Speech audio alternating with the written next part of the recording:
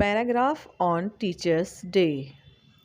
Teachers' Day is celebrated every year on 5th September. It started in 1662. On this day, the second President of India and the first Vice President, Dr. Sarvapalli Radhakrishnan, is also the birthday.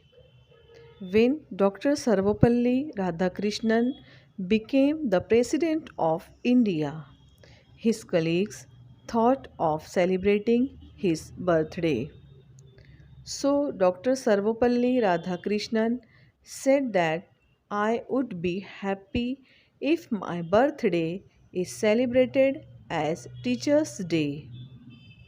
For this reason, his birthday was celebrated as Teachers' Day.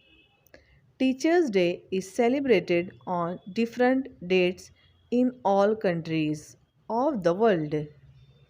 International Teachers' Day is celebrated on 5th October.